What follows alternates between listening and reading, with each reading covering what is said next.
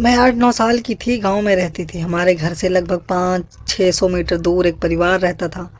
परिवार में सिर्फ 4 लोग थे, सास ससुर और उनका बेटा और बहू। बहू सर्वगुण संपन्न, देखने में जितनी सुंदर थी, कामकाज में उतनी ही माहिर थी। पर उसकी सबसे बड़ी तकलीफ थी कि उसकी सास उसे बिल्कुल भी पसंद नहीं करती थी। पति भी मारपीट करता, पर ससुर जी अच्छे थे, लेकिन सास के सामने उनकी नहीं चलती। गोरा बदन मार खा खा कर काला पड़ गया। कुछ साल बाद लड़का हुआ, पर उसकी तकलीफ कम नहीं हुई। कई कई दिन तक उसकी सास उसे खाना नहीं देती थी। हमारे गांव में वो परिवार सास की वजह से हमेशा चर्चे में रहता था।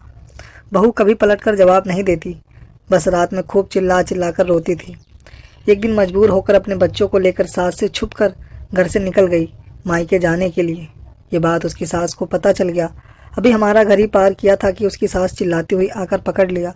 उसके हाथ में मोटा सा डंडा था। उसी से अपनी बहू को मारना शुरू कर दिया। साथ में लात से मारती और खूब गंदी गंदी गालियां देने लगी। बचाने के लिए आते जाते लोगों को बोलती, पर किसी ने उसकी मदद नहीं की। वहाँ से सास बहू को घसीटते हुए घर ले गई। उसे कभी मायके नहीं जाने दिया। मायके में उसके पापा के अलावा कोई नहीं था। 2015 में वो किसी गंभीर बीमारी से पीड़ित हुई। किसी ने उसका इलाज नहीं करवाया और वो अपने 4 बच्चों को छोड़कर चली गई।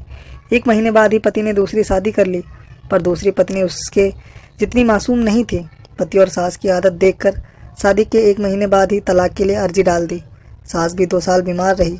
उसके शरीर में कीड़े पड़ गए। मरते समय उसे बहुत तकलीफ हुई। 2019 में उसकी मृत्यु हो गई। बेटा का भी तलाक हो चुका है, अब शराब में डूबा रहता है। बच्चों को दादाजी संभालते हैं। वो कहते हैं ना, जैसा करोगे वैसा भरोगे। उन दोनों को भगवान ने जीते जी सजा दे दी। तो दोस्तों, छोटी स्टोरी कैसी लगी? अच्छी लगी तो लाइक करें और चैनल को सब्सक्राइब करें।